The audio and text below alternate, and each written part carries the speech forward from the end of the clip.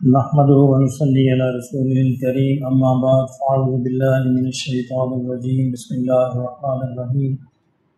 افغير دين الله يبغون وله اسلم من في السماوات والارض طوعا وكرها واليه يرجعون قل آمنا بالله وما انزل علينا وما انزل على ابراهيم واسماعيل واسحاق ويعقوب والاسباط وما أوتي موسى وعيسى والنبيون من ربهم لا نفرق بين أحد منهم ونحن له مسلمون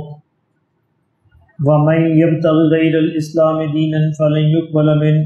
وهو في الآخرة من الخاسرين كيف يهدي الله قوما كفروا بعد إيمانهم وشهدوا أن الرسول حق وجاءهم البينات والله لا يهدي القوم الظالمين أولئك جزاؤهم أن عليهم لعنة الله والملائكة والناس أجمعين خالدين فيها لا يخفف عنهم العذاب ولا هم ينذرون إلا الذين تابوا من بعد ذلك وأصلحوا فإن الله غفور رحيم إن الذين كفروا وبعد إيمانهم ثم ازدادوا كفرا لن تقبل توبتهم وأولئك هم الضالون إن الذين كفروا وماتوا وهم كفار فلن يقبل من أحدهم ملء الأرض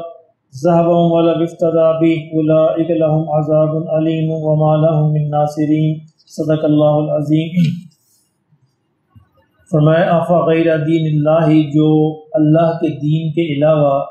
یبغون کوئی اور دین چاہے، وَلَهُ أَسْلَمَ مَنْ فِي السَّمَاوَاتِ وَالْأَرْضِ، فرمایا کہ اللہ ہی کے فرما بردار ہیں سارے کے سارے جو آسمانوں اور زمینوں میں ہیں، طوعا وکرہا، چاہے چاہتے ہوئے یا نہ چاہتے ہوئے، وإلیہ یرجعون، اور اسی کی طرف وہ لوٹائے جائیں گے۔ فرمایا کہ اللہ نے جتنی بھی کائنات مخلوقات بنائی ہیں وہ ساری کی ساری اللہ کی فرما بردار ہیں، ان کے لیے کوئی اور آپشن نہیں ہے، انہیں اللہ ہی کے حکم کو ماننا ہے۔ صرف انسان کو اللہ نے یہ آپشن دے رکھی ہے، تو چاہے تو مانے چاہے تو نہ مانے، یہ اختیار صرف انسانوں اور جنات کے پاس ہے۔ باقی ساری مخلوق اللہ نے فرمایا کہ وہ اسلام ہی قبول کرتی ہے۔ اسلام کا مطلب ہے اللہ کا فرما بردار بن جانا، اللہ کے حکم کے آگے سر تسلیم خم کر دینا۔ اللہ نے فرمایا کہ ساری مخلوق ایسے کرتی ہے، بس انسان ہے جو اس کے علاوہ بھی بعض اوقات دین چاہ لیتا ہے۔ فرمایا رویہ تو یہ ہونا چاہیے، قل آپ کہہ دیجئے کہ آمنا باللہ، کہ ہم ایمان لائے اللہ پر، وما انزل علینا، اور جو ہم پر نازل کیا گیا، وما انزل علی ابراہیم و اسماعیل، اور جو ابراہیم علیہ السلام اور اسماعیل پر نازل کیا گیا، و اسحاق و یعقوب والاسباط، اور جو اسحاق اور یعقوب اور ان کی اولاد پر نازل کیا گیا، وما اوتی موسیٰ و عیسیٰ، اور جو موسیٰ علیہ السلام اور عیسیٰ علیہ السلام کو دیا گیا، والنبیون من ربہم، یہ سارے کے سارے اللہ کی طرف سے نبی تھے، لا نفرق بین احد منہم، ہم ان کے درمیان کوئی فرق نہیں کرتے، یعنی ان کا رسول ہونے کو ہم مانتے ہیں، ان کے نبی ہونے کو مانتے ہیں، ان کا جو نبی اور رسول ہونے کا سٹیٹس ہے اس میں ہم کوئی فرق نہیں کرتے۔ ایسا نہیں کرتے کسی کو ہم مانتے ہیں کسی کو نہیں مانتے، ہم یہ تسلیم کرتے ہیں کہ سارے کے سارے اللہ کی طرف سے تھے۔ وَنَحْنُ لَهُ مُسْلِمُونَ، اور ہم اللہ ہی کے فرما بردار ہیں، اللہ ہی کی ماننے والے ہیں۔ وَمَن يَبْتَغِ غَيْرَ الْإِسْلَامَ دِينًا، فرمایا کہ جو اسلام کے علاوہ کسی اور دین کو چاہے گا، فَلَن يُقْبَلَ مِنْهُ، تو اللہ اس کو قبول نہیں کرے گا، وَهُوَ فِي الْآخِرَةِ مِنَ الْخَاسِرِينَ، اور آخرت میں وہ نقصان اٹھانے والوں میں سے ہوگا۔ یہ میں نے بارہا عرض کیا کہ آدم علیہ السلام سے لے کر حضور صلی اللہ علیہ وسلم تک سارے انبیاء کا دین اسلام ہی تھا، اور لوگوں نے بعد میں نام تبدیل کیے، ان کے اندر تحریف کی، تبدیلیاں کی، نئے نئے نام رکھ لیے۔ اللہ نے فرمایا کہ جو دین میں نے شروع سے دیا ہے آخر تک وہی دین ہے، اسی دین کو میں قبول کروں گا، اور جو نئے نام انہوں نے رکھ لیے ہیں، جو نئی تبدیلیاں کر لی ہیں، وہ قابل قبول نہیں۔ کیف یہدی اللہ قوما کفروا بعد ایمانہم، فرمایا کہ اللہ کیسے ہدایت دے سکتا ہے اس قوم کو جو ایمان لانے کے بعد پھر کفر اختیار کر لیا۔ یعنی یہود و نصارہ جو تھے، انہوں نے ایمان لائے تھے سچے نبی پر، اور اس کے اندر انہوں نے تسلیم کیا تھا کہ ہم نے آخری نبی کو تسلیم کریں گے، لیکن پھر اس کا کفر کر دیا، تو اللہ ان کو کیسے ہدایت دے سکتا ہے۔ وَشَهِدُوا، اور خود انہوں نے گواہی دی تھی، أَنَّ الرَّسُولَ حَقٌّ، کہ یہ رسول حق ہیں، اس بات کو وہ تسلیم کرتے تھے اپنی کتابوں کے ذریعے سے۔ وَجَاءَهُمُ الْبَيِّنَاتُ، اور ان کے پاس بڑی واضح نشانیاں آ چکی تھیں۔ آپ کو شاید یہ سٹوری یاد ہوگی، جب نبی صلی اللہ علیہ وسلم 12 سال کی عمر تھی، اپنے چچا کے ساتھ سفر شام پر گئے، یعنی شام کے سفر پر جب نبی صلی اللہ علیہ وسلم گئے، چچا ان کو بھی ساتھ لے گئے، تو راستے میں ایک عیسائی راہب تھا، اس کی وہ کٹیا آتی تھی جہاں پہ وہ رہتا تھا، عبادت کرتا تھا، تو یہ ہمیشہ اس کے پاس ٹھہرتے، تھوڑا آرام کرتے، پھر آگے جاتے۔ تو نبی صلی اللہ علیہ وسلم کو جب یہ تشریف لے گئے تو قافلے والوں نے نبی صلی اللہ علیہ وسلم کو، چونکہ بچے تھے، اپنے سامان کے پاس بٹھا دیا اور خود چلے گئے اس کے پاس۔ تو وہ کہنے لگا کہ تمہارے ساتھ ایک اور شخصیت بھی ہے، اس کو کیوں نہیں لے کے آئے؟ کہیں ہم نے سامان کے پاس بٹھایا، کہہ رہے نہیں وہ تو اللہ کے نبی ہونے والے۔ انہوں نے کہا تمہیں کیسے معلوم ہوا؟ ان کا کہ جب وہ اتر رہے تھے اس سے پہاڑ سے، تو درخت ان کو سجدہ کر رہے تھے